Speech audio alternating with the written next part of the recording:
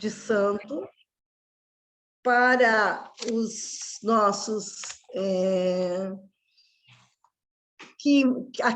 para que a sociedade, aqueles que nos conhecem, então a gente, por exemplo, eu vou dar um pequeno exemplo, assim, meus filhos, quando vão a um rio fazer uma entrega sagrada, a gente não leva elementos que possam depedrar a natureza, a gente não permite deixar lá elementos que vai levar 5, 6, 10 anos para serem eliminados pela natureza, né? E ainda temos o cuidado de quando vamos embora, nós limpamos o ambiente em torno do rio, do mato, onde nós estivermos, para retirar aquilo que possa estar depedrando. Então, a gente sempre leva sacolas para fazer a coleta dos lixos e deixar na onde será coletado o lixo.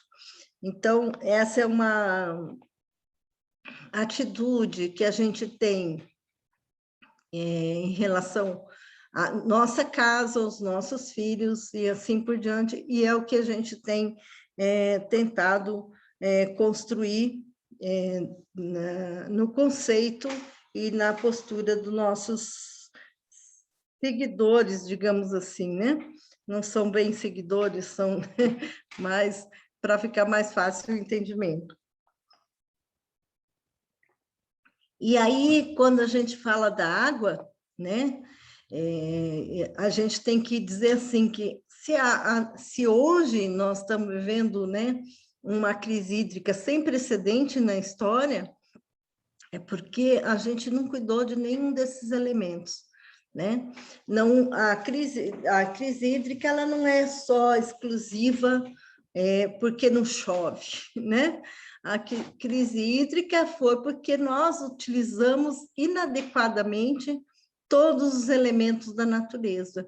Nós os tratamos com desrespeito e gerando desequilíbrio. E aí, do menor grau até o maior grau, daqueles que têm a responsabilidade, por exemplo, de liberar um agrotóxico, né? E que deveria ter a conduta e a consciência de que não deveria liberar um agrotóxico, e vai lá e, na calada da noite, passa lá a liberação de vários e vários agrotóxicos que vão poluir a terra e poluir as águas e poluir o corpo humano, que é muito pior, né? Como a Eva disse, nosso corpo humano, nós somos muito mais água do que qualquer outra coisa. Então, portanto, a água que faz o nosso corpo, se ela é alimentada com coisas tóxicas, né? Se o alimento que eu como tem agrotóxico, eu estou promovendo no meu corpo o adoecimento do meu corpo. E ainda agora falando mais ritualisticamente do ponto de vista das águas, né? Do ponto de vista da água dentro dos rituais, a gente costuma dizer assim, água é renascimento, água é vida intrauterina, né? Então, portanto, ela é um elemento fundamental para o nosso renascimento, né? Então, quando a gente vai trazer ao mundo a conexão de um orixá a um novo iniciado, né? A gente precisa primeiramente de tudo das águas. A gente usa primeiramente a água, então ela tem que ser usada com sabedoria e com respeito, né? A água, ela está presente em todos os rituais de candomblé e de umbanda, né? Para a gente, a água é a água que acalma, é a água que limpa, é a água que sustenta, e nós nos reverenciamos às águas, nos abaixando, porque a hora que a água é tocada sobre qualquer um, na hora de um ritual, antes de mais nada, nós nos abaixamos para a água, porque sem ela a vida não existe.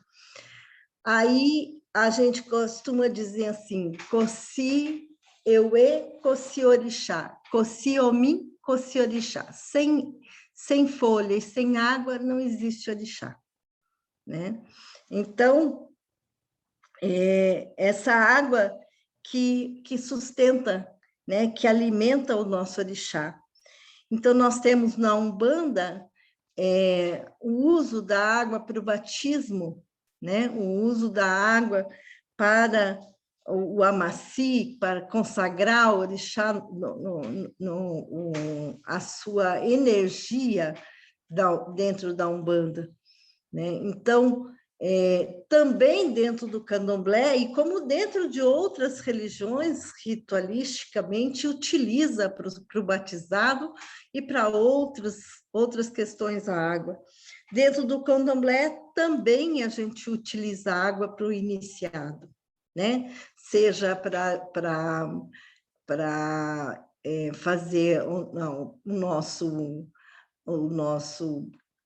vamos dizer, né, batismo, mas o nosso bori, o nosso tratamento, o nosso alimento, o nosso cuidado do nosso ori, porque o nosso ori é, para nós, o primeiro orixá a ser tratado. Então, antes de tudo, o iniciado vai passar pelo seu bori e vai passar pelas águas. Vai passar pelo uso da água no bori, vai passar pelo uso da água na iniciação, onde é o elevado para um rio, onde lá ele é consagrado, onde ele é catulado, enfim, cada casa, cada família tem uma forma de utilização desse momento, mas, no geral, todo iniciado, ele vai para as águas. E se não tiver o rio para ser levado, vai ter um poço de água, vai ter alguma forma de que esse iniciado passe por aquelas águas que são necessárias receber antes de entrar para dentro do roncó, onde ele será iniciado.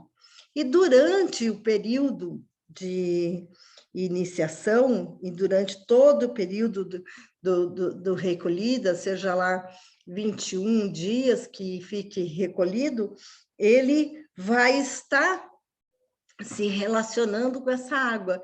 E na saída também, no final da sua iniciação, ele também estará se relacionando com as águas. Eu não posso aqui falar dos rituais para vocês, porque são segredos que a gente não pode aqui ficar tratando, apesar que hoje já não tem quase segredo mais nenhum, né, com a internet por aí.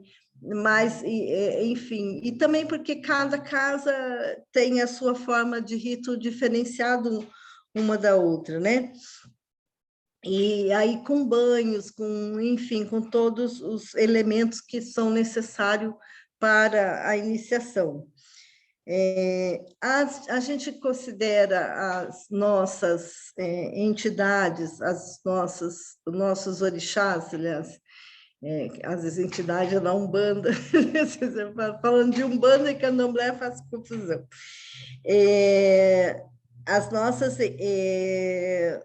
Os nossos orixás que têm vínculo com as águas são Oxum, Iemanjá, Nanã e Oxalá. No nosso Ilê, a gente costuma dizer assim, nós não separamos como na Umbanda, a Umbanda separa Oxum das águas doces, Iemanjá das águas salgadas,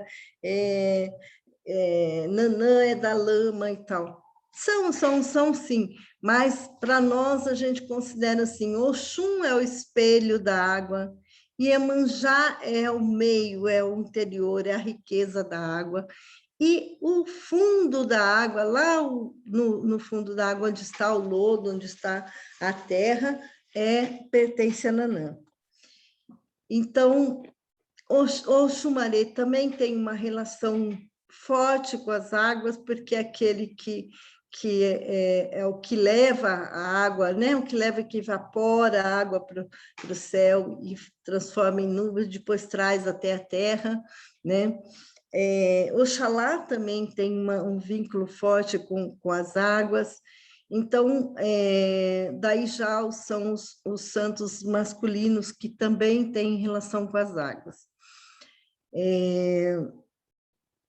Então, eu diria assim, que eu sou uma suspeita, mas eu sou apaixonada pela minha religião, né? Mas eu diria assim, sem água, nós não teríamos como fazer a nossa religião, né? Então, se sem água a gente não tem como fazer o orixá nascer, nós não temos como desenvolver nossos cultos, nossos rituais, qual é a nossa responsabilidade como Ialorixás, Babalorixás, pais, mães? Qual é a nossa responsabilidade, se não a principal e maior delas, que é a proteção do meio ambiente, a proteção da nossa natureza, a proteção das nossas divindades, água, vento, fogo, terra? Nós temos que cultuar isso e preservar e defender, mas não é só limpando, evitando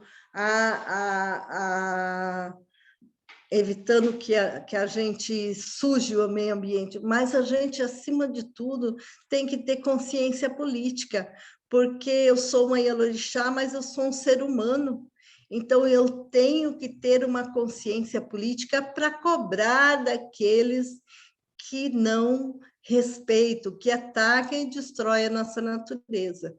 Eu não sei exatamente ainda quantos minutos eu tenho, você 5 minutos?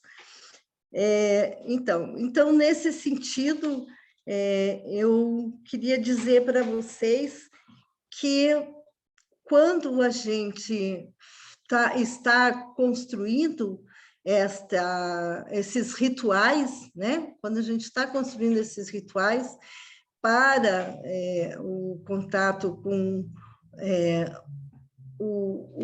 o divino, né? A gente está desde o início do seu ritual, do nosso ritual, construindo essa carta codificada nas nossas ações, na manipulação dos elementos e tudo mais. E quando a gente faz isso com uma postura de consciência ética, ambiental, de proteção, com clareza, a gente está fazendo aquilo que é a vontade dos orixás. Portanto, isso faz o orixá vivo na nossa vida. Isso transforma a nossa vida. E nisso, aqueles que fazem isso com o coração mimou, com o coração aberto de afeto e carinho, respeito pelos nossas divindades, eu tenho certeza que serão beneficiados espiritualmente e fisicamente e materialmente por nossas próprias divindades e por toda a convivência que a gente tem com o mundo, né?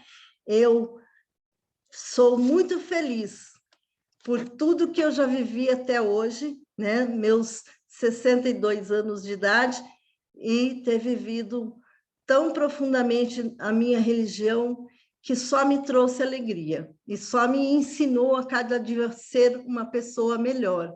E melhor no sentido, talvez até politicamente um pouco intransigente, mas sou intransigente na defesa da natureza, na defesa do humano, na defesa do mundo e da força vital da natureza.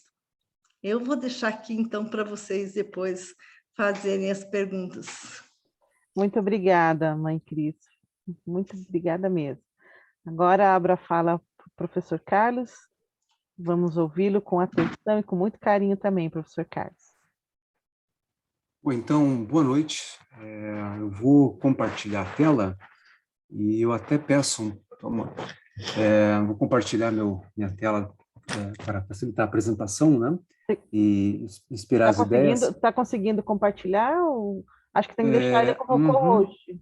Tá conseguindo? Aí. Isso, Ok, acho que sim, apareceu. né? Agora eu tenho que Sim, já está aqui, na tela. ótimo. E aqui agora. Perfeito, né? Perfeito, obrigada.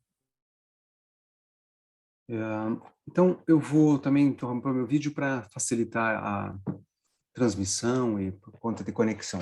Mas então, muito obrigado pelo convite, boa noite a todos. É uma excelente oportunidade para a gente conversar e tratar desse assunto, né, fundamental para a humanidade, fundamental para cada um de nós, para cada cidade, para cada aglomerado urbano, frente aí às mudanças climáticas que a gente está ocorrendo. E essa oportunidade de tratar isso a partir de uma perspectiva das diversas religiões, eu acho fantástico. Então, eu agradeço profundamente aí pelo convite feito para mim. Bom, eu vou falar quatro tópicos rapidamente. Talvez eu tenha que pular alguns slides para questão de tempo, mas eu vou tratar da água como serviço ecossistêmico essencial, né? Os ecossistemas, a natureza produz água, né? É a natureza em equilíbrio, é a natureza funcionando na sua plenitude que produz o serviço básico para nós, né? Para nossa constituição, para nós mesmos, em última análise. E é um dos principais desafios da humanidade no século XXI. Já está se tornando, né, dependendo do local, das condições regionais, etc., mas ela, né, vai se tornar ainda mais complexa a questão da água nos próximos, né, nas próximas décadas. E o que fazer, então, frente a isso? Né? Como tratar isso? Né? E a questão da produção de água e a qualidade de água está diretamente relacionada à floresta, à vegetação nativa, aos campos, os banhados, as várzeas, e esse é um ponto importante que eu gostaria de tratar.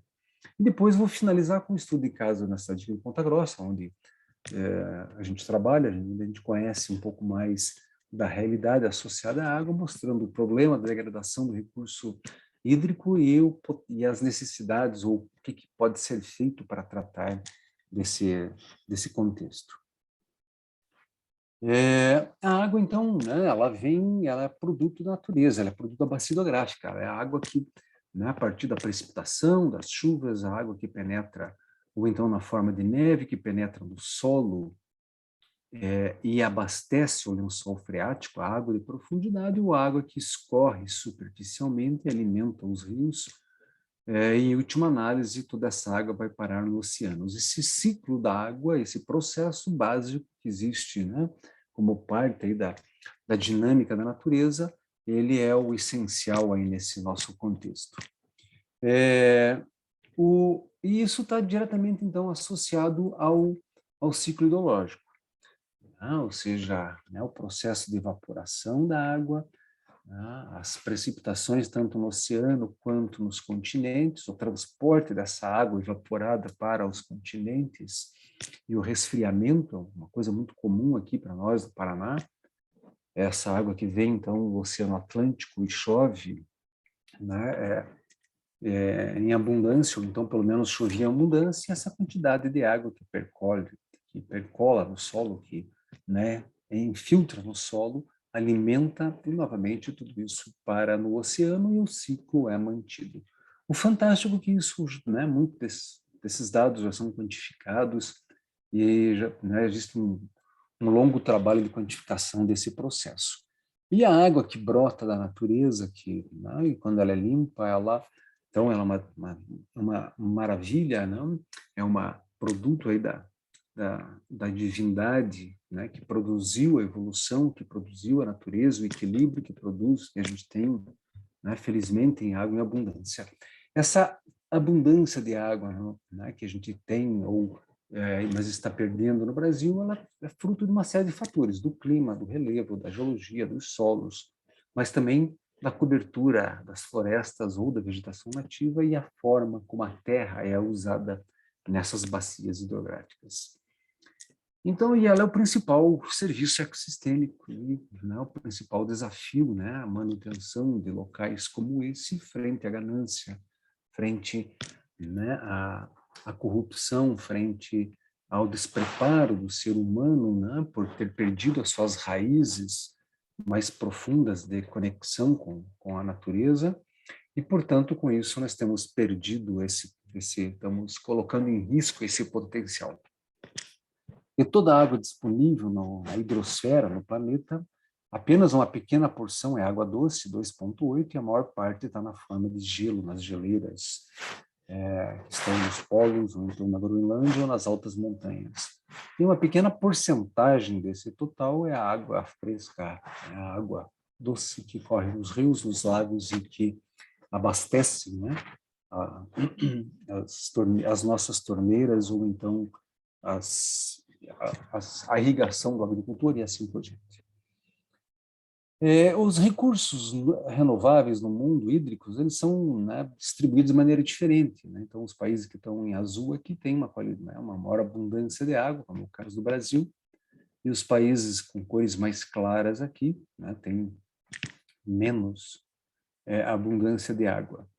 Mas essa abundância, no caso do Brasil, ela é relativa. Aqui um mapa mostrando, então, no caso do Brasil, a variação sazonal dessa água, né?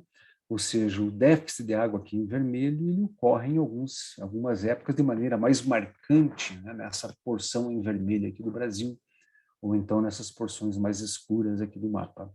Mas também atinge, né? O Paraná atinge o sul do Brasil, e mesmo nas áreas, né, marcadas aqui como baixo, médio impacto, né, elas estão se tornando mais graves, como é o caso onde a gente mora, ou então a região metropolitana de Curitiba, que não estaria nessa região mais impactada dentro dessa perspectiva normal, né, aquilo que seria normal no clima normal que a gente teria dentro dessa dinâmica. O consumo de água no mundo ele aumenta, né? As pessoas consomem cada vez mais água, que a gente tem durante o século XX, tem uma previsão para 2025, por diferentes continentes, mas a quantidade de água, né, vem aumentando. Esse aumento da água também varia de país para país, como é o caso aqui do Brasil, né? A média consumida, isso também varia de cidade para cidade, de região para região no Brasil. Mas a disponibilidade de água, à medida que aumenta a população e a gente manipula os recursos de maneira negativa, a quantidade de água disponível per capita está diminuindo. Então, isso é um fenômeno importante e que vai se agravar, infelizmente. Essa é uma previsão feita em 2013, um trabalho publicado em 2013, na verdade, que dizia que para 2025, cerca de 1,8 bilhões de pessoas vão estar morando em regiões com escassez de água. E 2/3 vão estar em regiões em condições de estresse hídrica, como é o que nós estamos vivendo em boa parte do sul e do sudeste do Brasil. E o aumento da água ela se dá principalmente, né, principalmente nos países em desenvolvimento, o aumento do consumo de água, né, dentro desse período. Então, esse é o primeiro tópico, né, que eu falei que eu queria frisar, a questão climática, né? Então, o clima, aqui a gente tem os principais tipos climáticos do mundo, né, com diferentes cores, e os fluxos aqui de correntes marinhas em azul e vermelho mostram águas quentes e águas frias. Esse equilíbrio entre águas frias e águas quentes produz uma série de aspectos que permitiram que a vida fosse mais abundante de água em algumas regiões do mundo, com as partes em verde claro, e em outras regiões o estresse, a demanda, a disponibilidade de água é menor nas regiões em cor-de-rosa, amarelo e laranja do nosso mapa. Mas esse processo climático, então, né, de correntes marinhas, também está associado às correntes de ar, as regiões de alta e média e baixa pressão atmosférica no mundo, que produzem as células particulares que, né, por conta de que nessa região é mais aquecido, recebe o sol mais diretamente ao longo do ano, aquece mais, então produz uma dinâmica climática que se manifesta então no planeta como um todo, mas ele se manifesta nas massas de ar que se movimentam. Nesse equilíbrio entre as massas de ar, a gente tem mais seca, mais chuva, e assim mais frio, mais calor. Como a gente pode ver nessa imagem global, mostrando a temperatura em diferentes locais, isso aqui foi agora 13 de julho desse ano, mostrando a distribuição das temperaturas, mas nessas cores mais azuis a gente tem regiões mais frias, né, para o verde um pouco menos, né, no vermelho as regiões mais quentes. Percebam que a distribuição, então, no planeta, ela é como se fosse uma busca de equilíbrio entre regiões mais frias ao sul ou no extremo norte, né, com as regiões mais quentes ao longo do Equador, e essa dinâmica climática está acontecendo ao mesmo tempo em todos os lugares, e o clima que nós conhecemos como nosso clima normal é um clima fruto, então, dessa busca desse equilíbrio, dessa dinâmica planetária. Aqui eu tenho um zoom dessa área, mostrando hoje, inclusive, né, peguei essa imagem hoje, mostrando essa variação, né, se veja, está menos 14, menos 22 aqui, né? Isso foi aproximadamente 6 horas da tarde, eu peguei essa imagem, 5 horas da tarde, né? Então, regiões mais quentes aqui do Brasil, 24, 35, e nas regiões mais frias, ou seja, o frio e a parte mais fria, a parte mais quente, e essa busca de equilíbrio, né, climático como parte desse processo. Aqui uma outra dinâmica mostrando as tendências do vento, né, nessa disputa de busca de equilíbrio entre regiões mais mais frio, mais quente, né? E aqui a gente vê as direções dos ventos, a formação dos ventos, e quando esses ventos exageram, tanto aqui quanto no sul, a gente tem tempestades, ou então a gente tem furacões, tornados, ciclones e assim por diante, de acordo com a região do planeta. E com isso a gente produz regiões de massa de ar no Brasil. Essa é uma figura clássica de estudo de livros de geografia do ensino fundamental, mas mostra a importância dessas dinâmicas, né, dessas massas de ar, né, que a gente tem na região equatorial, o tropical continental, cada uma dessas com uma diferente pressão, né, e a tendência, então, dessas massas de ar aí das zonas de maior pressão para as zonas de mais baixa pressão, e quando a gente está, por exemplo, em julho, né, essa região polar de alta pressão avança e a gente tem geada, a gente tem seca quando avança, né, o ar frio e seco dos polos. Quando, né, há umas condições de retirada, esse frio se direciona para outra região do planeta, né, as massas equatoriais aquecem e também podem provocar chuva de acordo com o ano. Ou seja, né, é um mecanismo muito, né, profundo, né, desenvolvido como fruto do equilíbrio ao longo, então, de milhares, né, de milhões de anos, como parte, né, dessa dinâmica da natureza, e que produz, né, os chamados rios voadores, né? Então, aquela água evaporada no Oceano Atlântico, nessa região mais quente, penetra no continente, por ser menos aquecido, por ter a parte continental, chove, essa chuva é evapotranspiradas pela floresta, produz mais nuvens que encontram a barreira dos Andes, que, né, pela extrema elevação dos Andes, se resfriam, e essa massa de nuvens é destinada aqui para o sul, para o sudeste do Brasil, e agora na primavera chove, né, a partir de setembro, outubro, chove copiosamente em abundância na região sul, no sudeste, no cerrado brasileiro, e permite, né, que a gente tenha ocupação, tem água, tem agricultura, tem, enfim, né, natureza como parte desse processo, desse equilíbrio. Aqui mostrando exatamente isso, né, essa dinâmica das nuvens sendo formadas, chovendo na Amazônia, evapotranspirando, flamendo, e as nuvens sendo trazidas para cá. Mas aqui já mostrando uma anomalia, do outubro de 2015, essas nuvens, ao invés de se distribuir por toda uma região maior, aparentemente elas estão concentradas nessa região. E aqui nós estávamos numa região de seca bastante forte nesse momento, e aqui não parava de chover, ou seja, tinha enchentes torrenciais e assim por diante. Como mostra nesse gráfico, aqui já é uma situação parecida em fevereiro de 2000 e ficou embaixo aqui, mas 2018, se não me engano, 2019. Então, mostrando chuvas extremas nessa porção aqui da América do Sul, né? Então, o sul do Brasil, né? Muito calor e seco em todo o Nordeste, muito quente, e aqui também muito quente e seco em toda essa porção sul da América do Sul. Ou seja, né? Esses indicativos das mudanças climáticas que estão ocorrendo em larga escala e que a gente, né, vai, digamos, torna então toda essa dinâmica muito mais complexa. né? Então, as evidências das mudanças, elas são evidentes, por uma questão de tempo eu vou passar batido, né? Em vários desses gráficos. Aqui mostra a temperatura nos últimos 1000 anos, a variação de temperatura nessas linhas vermelhas, e mostram aqui, né, no gráfico da direita, que ela dispara a partir do século XX, né? E ela dispara novamente a partir da segunda metade do século XX também. E as projeções futuras, né, muito mais elevadas do que qualquer, né, durante qualquer momento nos últimos 1000 anos. Isso vai até 400 mil anos, aqui está mostrando o gás carbônico, tá, com relação do gás carbônico com a temperatura, mas hoje, né, a gente tem muito mais gás carbônico na atmosfera, 25% a mais que a gente tinha há 100 anos atrás, e, né, um nível muito maior do que os últimos 400 mil anos. Vamos passar batido nesse aqui, mas aqui é um aspecto importante. Há 20 mil anos atrás, nós estávamos numa era do gelo, final de uma era do gelo, a temperatura começa a aumentar no planeta, e há 10 mil anos atrás, quando começa a história humana, começa a história da agricultura, começa a cultura, começam as religiões, começa a civilização, a gente tem, só foi possível porque o clima se tornou mais estável e mais ameno.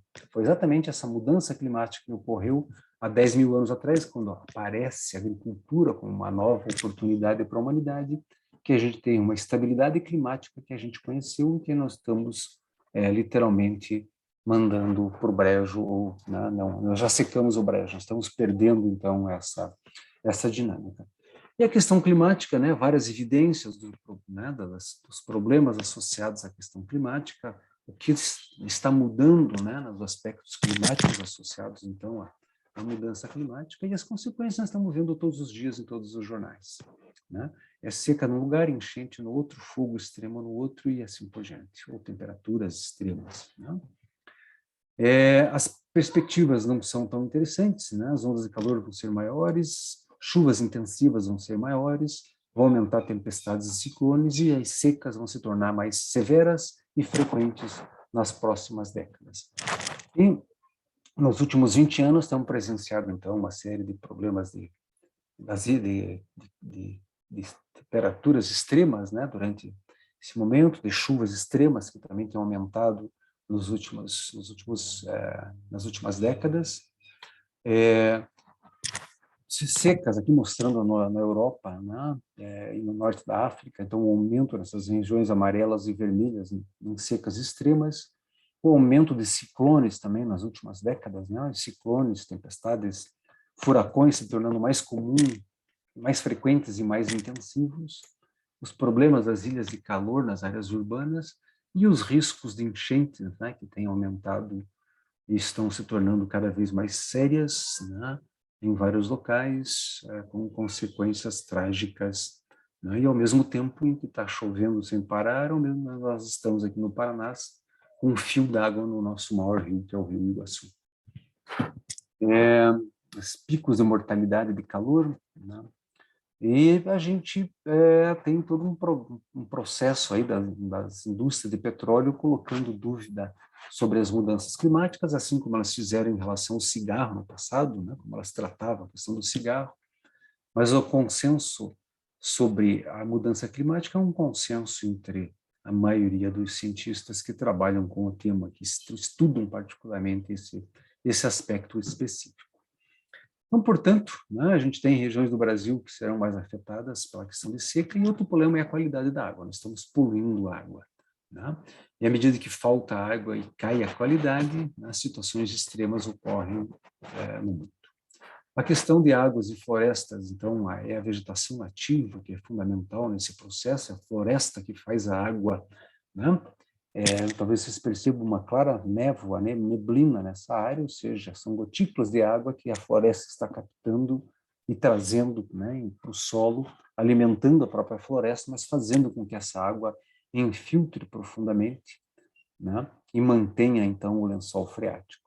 Os banhados, que aparentemente não tem valor nenhum, as pessoas querem drenar para fazer lavouras, não, elas são fundamentais para essa dinâmica da água. Mas também toda a vegetação nativa, né? O os campos gerais do Paraná, todos eles, obviamente, são importantes nessa dinâmica para a sua manutenção, como a gente vê nessa paisagem, né? É uma área, um rio preservado que está mantendo, então, filtrando a qualidade de água. Esse é um elemento fundamental, então, para a gente trabalhar nessa perspectiva. Puxa vida, eu me animei, como sempre, e passei meu tempo. Eu peço só mais uns 2 minutos. Sim, Aí para pode, a gente está curioso de ver o estudo Ok? de caso. Então, obrigado. Então, é o nosso caso aqui, né? O reservatório, né? No primeiro momento tem áreas florestais bacanas e a cidade de 350 mil habitantes está lá no fundo recebendo a água, né? Deste local. A qualidade, a quantidade dessa água não depende só do reservatório que está aqui, mas e sim da bacia hidrográfica, que é muito grande, 45 mil hectares, que serve a cidade, né? Frequentemente aparece no jornal isso, morte de peixes, né? E as consequências associadas, né? Estão associadas ao problema de poluição, como uma série de trabalhos acadêmicos mostram isso neste local, né? Então, uma série de trabalhos, eu estou passando rapidamente, sim, só para, né, dizer que eu não, confirmar que, né, o que eu estou falando, né, da questão da poluição da água e da perda de qualidade dela ao longo do tempo, né? A gente tinha uma das melhores águas do Paraná, talvez, infelizmente, ainda seja uma das melhores, mas não porque ela é muito boa, é porque as outras estão muito ruins. Né? Contaminação em peixes de metais pesados como subproduto, então, da ação humana nesse processo. Novamente, outro trabalho indicando metais pesados no reservatório, né? A própria Sanepar, nossa agência aqui de água, né, estadual, né, mostrava que a represa estava, nesse momento, com teor de mediamente poluído, né, estava com um índice de 0,7, né, a leitura, nesse momento, quando eu fiz essa checagem. E os materiais para desinfetar a qualidade da água também causam uma série de problemas, também causam doenças, também podem causar, existem riscos associados aos produtos de limpeza da água. Como é que é a água poluída? Então, há diferentes fontes de poluição, mas envolve as cidades, envolve as áreas suburbanas, envolve as indústrias, envolve a agricultura, envolve a criação animal. E as estações de tratamento de esgoto. Um outro trabalho no Alagados mostra-se um efeito sazonal, só para checar na linha vermelha, que mostra o índice de qualidade de água e a variação dele. Percebam que aqui é bem nítido isso, olha lá. Melhora no inverno, cai no verão. Aqui está mostrando estações do ano, né? Melhora no inverno, cai no verão. Melhora no inverno, cai no verão. Ou seja, a gente tem essa sazonalidade, porque no verão a terra é usada mais intensivamente. Tem mais agricultura, tem mais agrotóxico, tem mais problemas na água. Problemas também de qualidade e de quantidade no reservatório. Percebo que nessas duas áreas eu vou mostrar uma série de imagens mostrando ao longo do tempo, aqui é 1980, aqui o desenho do reservatório em 2002, estão mostrando, né, o reservatório, e aqui o reservatório vai perdendo porque a erosão nas áreas agrícolas foi trazendo sedimento, veneno e outros problemas, e nós estamos perdendo, né, a área disponível para reservar água. Se veja, 2020 a gente já não tinha mais água em toda essa porção do reservatório. Como nós estamos vendo aqui, como a gente está vendo aqui, e aqui estão vendo o processo ocorrer. Aqui é 2002 e aqui é a mesma área 18 anos depois. E aqui também uma área, né, já coberta por sedimento. E o problema dos agrotóxicos foi muito bem lembrado, né, é um problema sério. A gente tem altos índices de uso de agrotóxicos no Brasil, no Paraná ainda mais, né? Tem uma série de problemas associados aos agrotóxicos, né, como câncer, e isso é mais grave em algumas regiões com solo arenosos, né, que está muito clara a poluição aqui da agricultura entrando no reservatório de água de Ponta Grossa, e aqui são nascentes, todos esses círculos são nascentes, pela lei tinha que ter 50 metros de proteção e não existe praticamente nada de proteção nessa área. Como aqui também é um outro absurdo, né, e aqui são níveis de contaminação por agrotóxico na água desse reservatório da cidade de Ponta Grossa. Os nossos níveis de diferença agrotóxicos são muito maiores do que na Europa, né? E a gente incentiva o governo e os impostos e a nossa política pública isenta 60% de ICMS. Isso é um dado que eu queria chamar a atenção. A gente isenta 800 milhões de ICMS, que é vendido de agrotóxico no Paraná. Com isso, nós poderíamos contratar 6.700 técnicos ganhando 10 mil por mês para trabalhar com controle de agrotóxicos ou então outras alternativas, agricultura orgânica, proteção da natureza e assim por diante. Mas não, a gente prefere subsidiar o uso de agrotóxico em alta quantidade. A estimativa do Brasil é 14 bilhões por ano, né? Ou seja, quanto que a gente poderia fazer com esse dinheiro. E a questão da liberação dos agrotóxicos, aí vai ser o grande, então, desafio desse processo. A água depende de preservação, depende de biodiversidade. Felizmente, a água do Alagados tem áreas nativas de floresta, de campo nativo bem preservados, que ameniza o problema das áreas com uso inadequado em boa parte da bacia.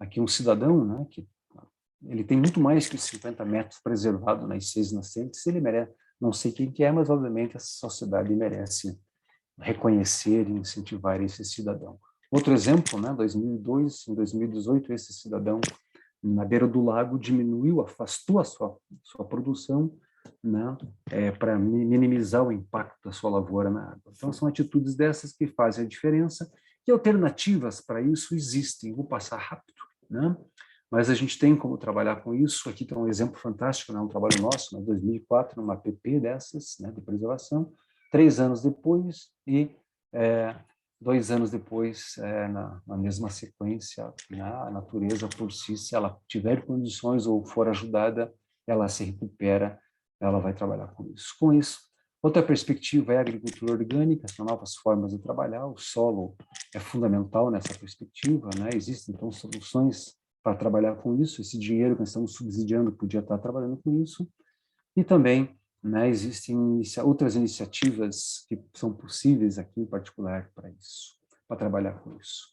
Então, tem uma grande oportunidade para trabalhar na região, com mitigar impactos, e de promover o desenvolvimento rural sustentável nessas regiões. Isso depende, obviamente, da construção da democracia e depende profundamente desse assunto que está sendo debatido nesses encontros, que é de que maneira que a religiosidade que a gente traz do nosso próprio aspecto evolutivo, muito antes da civilização humana, 10 mil anos atrás, mas desde que a gente saiu da floresta como primata e começou a olhar o céu e admirar o céu, a gente foi imbuído de algo muito profundo, mas que nós estamos perdendo pela nossa civilização mais recente, por perdermos esse contato. Então, a gente precisa construir a democracia para buscar as alternativas para poder manter a água, e com isso o papel da fé, ele acho que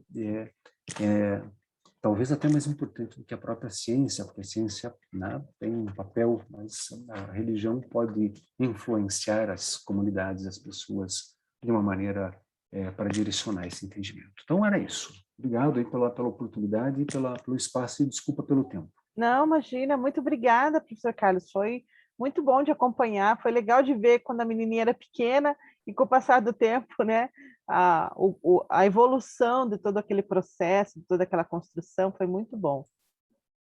Legal. Eu fico assim impressionada, não sei se todos conseguiram ver, está começando a chover aqui em Curitiba, graças a Deus, eu aí pedi tanto hoje para Nossa Senhora da Luz, chove aqui em Curitiba que nós estamos feios, então já coloquei meus baldes na goteira, e assim a gente vai preservando a água. Eu tenho uma pergunta que eu anotei aqui agora mesmo, da Maria Augusta, que é para a mãe Cris, mas eu também tenho uma pergunta para o professor Carlos. O pessoal que quiser também, levanta a mão, se quiser fazer uma pergunta, que daí eu vou direcionando as perguntas e fazendo o esquema. Então, para a mãe Cris, a Maria Augusta perguntou assim, boa noite, como que a mãe Cris avalia a importância da atuação política em relação às ações individuais, tendo em vista que as maiores degradações, poluições, deveriam ser evitadas pela atuação governamental? A contribuição individual tem importância? As religiões estão focadas na questão da ética, do cuidado em seus rituais, na conversão ecológica, mas que papel a atuação política tem nesse contexto? É a pergunta da Maria Augusta.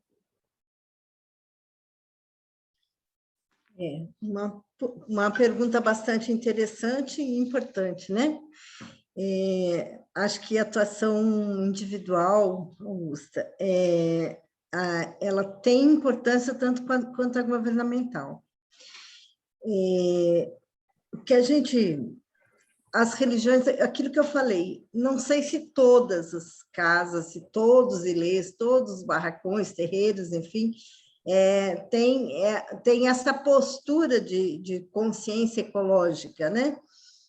A gente tem feito muito debate sobre isso, né? A gente evoluiu muito nos últimos tempos, dos 5 anos para cá, eu acho que foi maior ainda, quando a gente começou a construir os fóruns, como a gente tem aqui no Fórum Estadual de Religiões de Matriz Africana, quando a gente começou a dialogar mais sobre essa situação e as religiões se posicionarem mais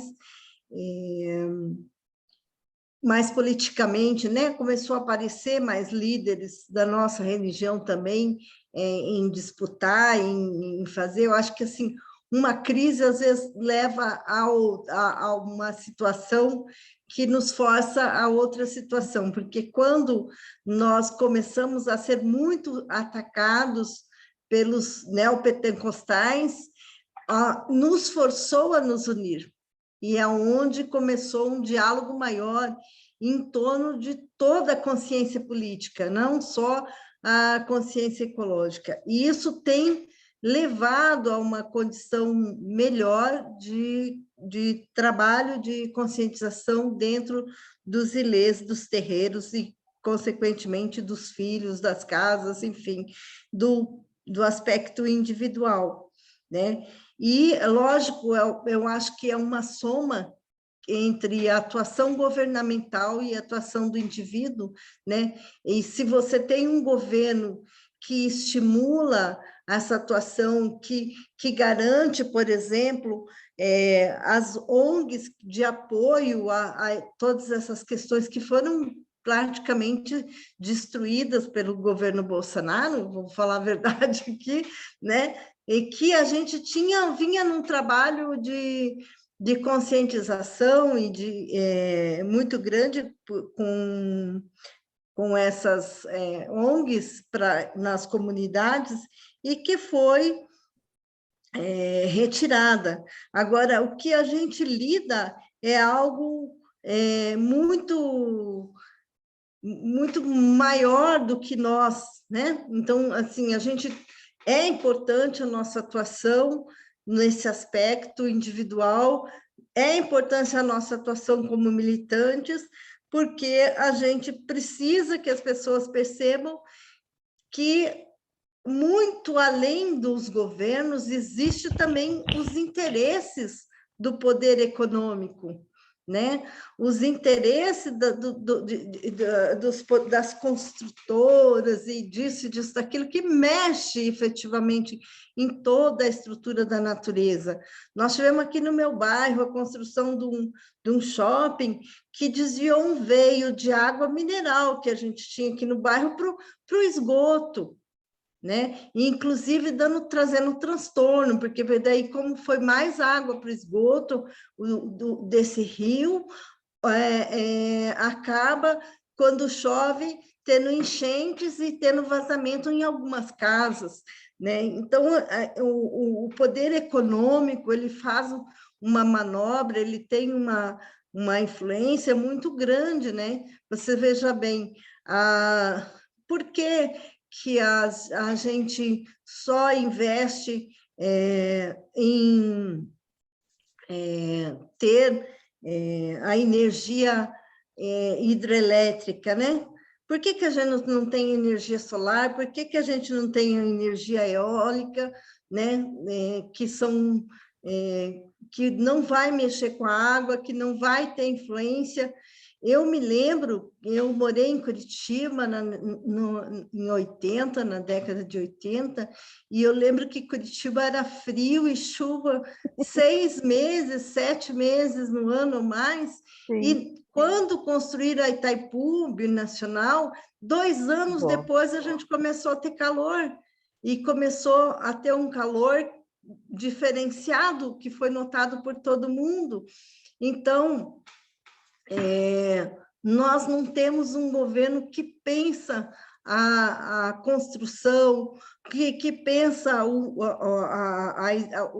país em todos os seus aspectos. Nós temos a justiça, né, que não pensa essas questões ambientais, que não pensa que uma construção ela pode ter as consequências dela. Não, ela vai pensar no interesse daquele poderoso que está lá construindo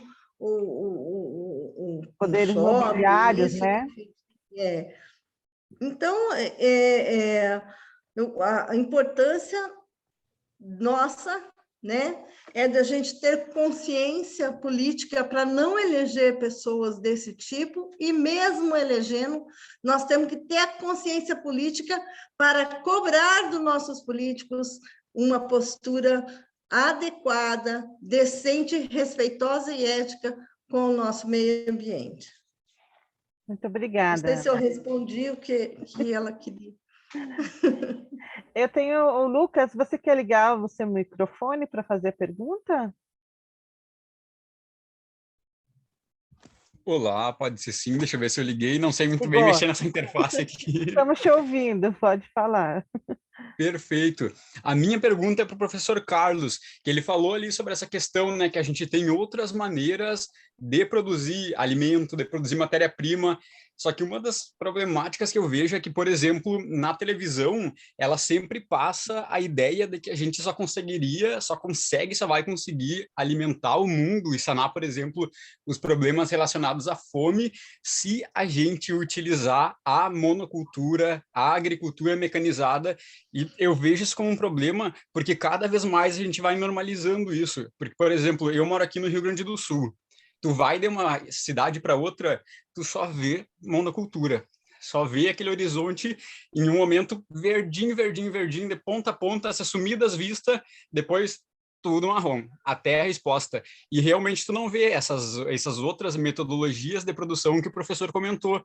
E a gente sabe, né, que essa questão da informação, de entregar informação para a população, a gente sabe, né, que tem essa questão da perversidade. Tem pessoas muito grandes e que lucram muito ali, como o professor falou, né, com essa questão da agricultura convencional. Como que seria um meio para a gente sair disso? Porque, por exemplo, eu vejo, se eu comento com os meus avós, com os meus familiares, que nós teríamos outros meios para produzir, a primeira coisa é tipo, o que tu sabe? Tá passando ali na TV, ó, que o agro é pop, que o agro é tech, que o agro é tudo.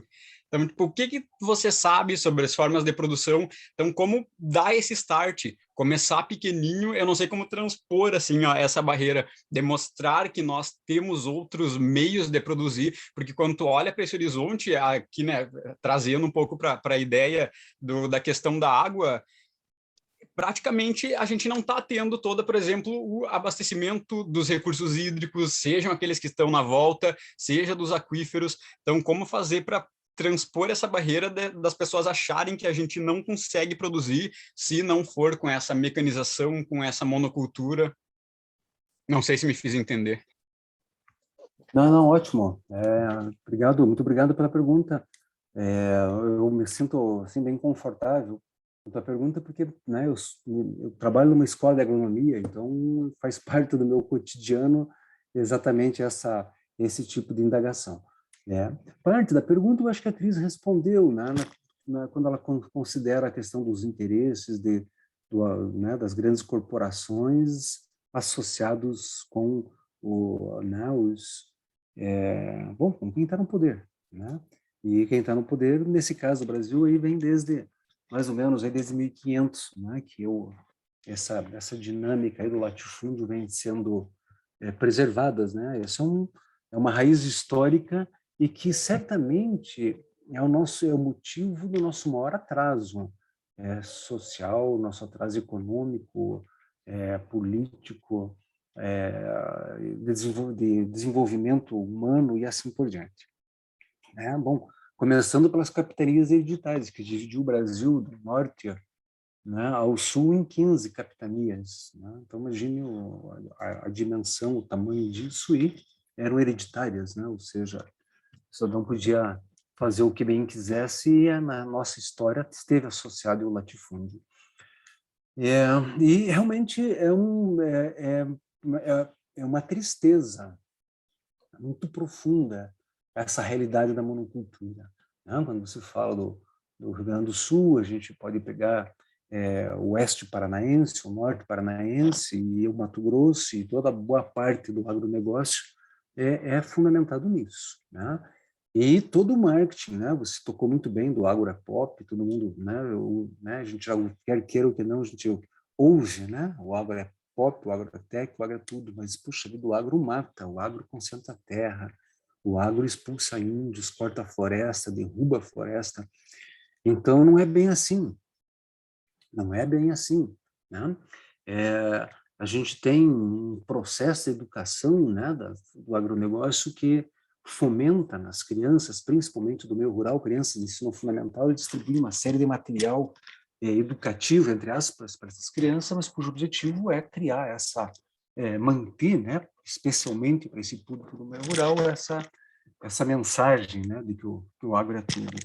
Não é, e ele causa, né, bom, entre outras coisas, ele causa a poluição da água que a gente bebe, no nosso 70% do nosso organismo, entre outras coisas, com agrotóxicos, e que são agentes seríssimos, né, os problemas e as consequências para a saúde humana da utilização desenfreada desses produtos.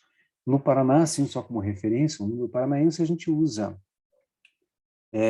mas a gente tem usado no Paraná 10 litros por pessoa por ano de agrotóxico. 10 litros de agrotóxico por pessoa por ano. A quantidade, se a gente pegar tudo que é usado no Paraná num ano e dividir pela população, né? Então, só uma referência do absurdo que a gente chegou, né? Sendo que seria interessantíssimo até para o próprio agricultor, para que ele possa não usar, usa menos, porque é mais econômico, ele pode economizar muito, só falando em dinheiro, ele pode economizar muito se ele adotar determinadas práticas agrícolas, que entre elas não usar monocultura, não fazer monocultura, de fazer rotação de cultura seria um elemento básico da agricultura, né? O caractere chinês para a agricultura deve ter uns 5, 6 mil anos. O caractere chinês, o idioma chinês, o ideograma chinês para a agricultura é um campo dividido em 4, campo agrícola dividido em 4, né, que representa a própria rotação de culturas na essência da própria nascimento da agricultura. A gente tem isso e a gente não consegue fazer, ninguém faz, né? É soja e de vez em quando milho, quando o agricultor é um pouco menos ganancioso. Realmente, nós temos agricultores do agro que são muito bons e que têm uma outra mentalidade. A gente não pode generalizar, né? É importante fazer essas exceções. Mas a grande opção para isso passa pela agricultura orgânica, passa por agricultura sustentável, né, em algumas condições, algumas situações, mas é possível sim fazer agricultura orgânica, e essa é outra grande mentira que foi nos colocado, né, na nossa formação em agronomia no Brasil e no mundo nos últimos 50, 60 anos, né, ou seja, toda a pesquisa, todo o investimento é voltado para a gente desenvolver essa agricultura que é do agronegócio, que produz isso, que concentra a terra, concentra a renda e tudo aquilo que eu já falei. Felizmente, alguns agricultores em particular, né, começaram a trabalhar com uma perspectiva diferente e eles começaram a criar métodos diferentes, né? Esses métodos diferentes, né, levam a uma produção. Vou pegar um exemplo, né? Um assentamento aqui no Paraná, que talvez seja um dos melhores assentamentos aí do Paraná.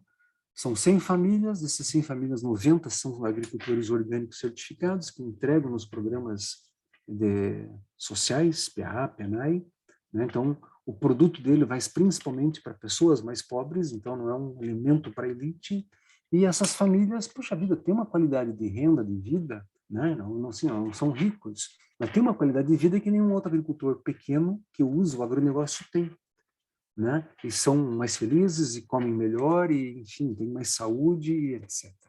Né? Então é possível sim, né? É um processo assim, né, mais complexo aí para a gente entrar nos detalhes, mas digamos assim, o principal gargalo para isso ele não é necessariamente tecnológico. Existe o gargalo tecnológico, mas ele é de ordem política e econômica, né? E, bom, e esse problema político e econômico ele está associado com o ser humano, está associado com a natureza humana. E essa lógica da natureza humana é que eu acho que é o papel importante que as religiões podem contribuir, né, para que essas debates, essas conversas, elas avancem para, né, para uma maior compreensão.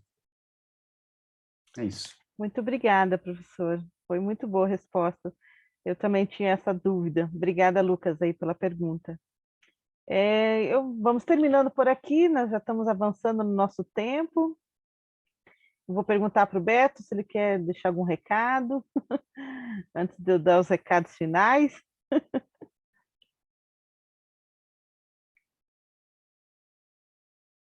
Queremos agradecer também, né, a plataforma que a gente utilizou, agradecer o movimento Laudato Si pela utilização da plataforma. E sem a plataforma a gente não consegue ter esse momento aqui de diálogo, de debate, né? Quer comentar alguma coisa, Beto? Sim, eu quero dizer que na semana que vem, bom, primeiro eu quero agradecer, né, a Cris e ao Carlos Hugo e a todos que estiveram aqui presentes, tá? Sempre vocês estão disponíveis, como nós dissemos no início, sempre se apresentaram. Estamos aí para contribuir, para colaborar, e agradeço muito pelo papel de vocês. Nós teremos mais 3 encontros pela frente, esse é o segundo, tá? No próximo nós teremos a presença do Milton Sato, amigo nosso, amigo da Cris também, tá? Do budismo, tá? E vamos ter o Malvez, que é conhecido como Gogó, tá? É uma liderança nacional, tá? Do interior da Bahia, né? Bastante bacana também, tá? E a gente vai estar, no dia 15, é o dia que abre-se a Marcha Mundial, melhor, a Marcha Latino-Americana pela Paz, tá? Que vai encerrar no dia de Gandhi, que é dia 2 de outubro. E a gente está em parceria com eles, vocês podem ver que nesse convite que vocês receberam, tem lá no cantinho direito, tem a logo da Marcha Latino-Americana pela Paz, tá? Então, nós devemos também estar fazendo chegar isso às gravações, o pessoal está sendo convidado também, não sei exatamente como é que vai ser a representação, se vai, enfim, mas a intenção é que isso, porque é um dos eixos da Marcha da Paz é a questão dos biomas, tá? Então, a gente vai estar conversando sobre isso, né, no próximo dia 15, que é a próxima quarta-feira. Muito bem, agradeço a todos, lembrando aos retirantes, tá, que amanhã nós temos uma partilha com o padre Adroaldo, tá? Será às 7 horas, esse encontro estamos fazendo, esse que nós estamos vivendo agora, começa às 7h30, mas amanhã é às 7 horas, e que nem a gente já disse, seremos pontual, porque o padre Adroaldo tem compromisso pela frente, tá? Então, depois nós temos a nossa partilha. Okay. Muito obrigado, um abraço, e estou vendo aí muitos rostos conhecidos, muito carinho. Eu tenho só uma poesia para terminar, e eu acho que, diante de todas as falas que eu ouvi, a principal que eu ouvi foi a reverência diante da água. Eu gostei muito dessa fala sua, mãe Cris. Eu acho que nós temos que começar a fazer uma reverência diante ao planeta. Nós estamos ainda achando que somos soberbos, que somos os donos, que somos, né? Então, e eu pesquisei uma breve poesiazinha que fala assim sobre a água, né? Se a água tem sabor, não sei, mas sei que sempre dela beberei. Vem da fonte ou da torneira, ela será sempre companheira para a vida inteira. Cai a chuva cristalina, nasce o cio da terra menina, semeia-se novamente a semente, da vida a um novo ser vivente. A sede ela mata, alegra a seiva e beija a mata. O verde da mata virgem mata a fome em sua origem. A água que dá a vida no veio do sopro é a mesma que banha o corpo, é a lágrima que lava a alma, a face molhada que a dor acalma. Desprezar a natureza não é uma boa decisão. Falta água na nascente, aniquila a população. Não adianta promessa, reza e pagelança. Plante flores em seu jardim e aproveita essa bonança. Essa é a mensagem. Plante flores, cuide do seu jardim, cuide da água, faça uma reverência para a água, que ela vai dar a resposta. Quando a gente dá o respeito, ela responde com respeito também. Então é isso, eu agradeço muito ter participado desse momento, essa grande oportunidade. É sempre uma alegria falar com a mãe Cris. Foi um prazer conhecer o professor Carlos, inteligentíssimo, né? Eu queria ali, meu Deus, tirando print das coisas e vendo os mapas e vendo, né? Então eu agradeço demais toda essa oportunidade. Eva, eu queria ainda convidar a quem aqui desejar colaborar, tá? Nós estamos no grupo desse seminário Tempo da Criação, na organização, nós estamos conversando sobre a ideia de criarmos umas rodas de conversa, tá? Para que a gente possa também circular, porque quanto mais a gente avançarmos sobre isso, para outros campos, para outros cantos, a gente para fazer com que as comunidades reflitam, tá? Então, eu quero dizer porque algumas pessoas aqui são professores, têm dom da escrita, talvez, mas a gente quer fazer algo bem popular, tá? Numa linguagem popular para chegar a todos, que nem disse a mãe Cris, né? A ação governamental é importante, mas a ação individual é muito importante, né, Carlos Hugo, também, né? Tá? Então, nós estamos trabalhando também aqui em Ponta Grossa, mas também queremos chegar a isso em todo o Brasil, na verdade, porque nós estamos com gente de todo o Brasil aqui, tá? E inclusive de fora do Brasil. Temos representantes da Angola aqui com a gente, tá? E eu sei que muita gente que não pôde estar presente, mas assiste isso depois a gravação, tá? E essa gravação será disponibilizada, tá? Então a gente precisa criar uma rede e no final, no último encontro, inclusive, nós vamos estar com o padre Marcial Massaneiro aqui, e inclusive na celebração do dia 3 de outubro, que é um ano da Fratelli Tutti, tá? Que vai ser um ato interreligioso, põe aí na agenda, todo mundo aí, põe a Cris também na agenda aí, 3 de outubro, tá? Às 5 horas da tarde, vamos ter um ato interreligioso, e vamos também estar com o padre Elias Wolff, que é da REDA, que é a Rede Evangélica da Água, que foi criada também, e a gente quer fortalecer e construirmos isso cada vez mais, tá? Fortalecer esse trabalho, tá? Isso é uma ação, não é só do Paraná, é uma ação de todos, na verdade. E por isso vocês também estão convidados a estar conosco, porque não é a gente precisa pensar em nós, mas também pensarmos nas futuras gerações, como tem sido falado aí, né? Tá? É isso. E obrigado, Eva, pela tua poesia. Inclusive, guarda essa poesia, porque essa poesia nós vamos botar nos materiais que vão saindo aí das rodas de conversa. Ok? E o professor Carlos Hugo pediu permissão também de usar os materiais. Tá? Tá muito bom os seus materiais. Aquelas fotos são fantásticas. Muito obrigada. Não sei se depois você pode disponibilizar alguma daquelas imagens para a gente mandar. Nós temos um grupo do WhatsApp que depois eles pedem os materiais. A gente gostaria de poder enviar. Obrigada. Com certeza, à disposição. E que bom. Ok. Então, gente, até semana e até amanhã para alguns. Tá? Boa noite. Tchau, Até, tchau. pessoal. Muito obrigada. Obrigado. Tchau. Boa noite. Até mais. Tchau, boa noite. Boa noite. Boa noite. Boa noite. Boa noite. Oi, boa noite. Até mais. Até, Boa noite, Eva. Eva. Beijo. Boa noite. Bom estar com vocês. Tchau, tchau. Foi muito bom. Sempre muito bom. Elis, você ficou nos devendo uma gravação, Elis. Tá?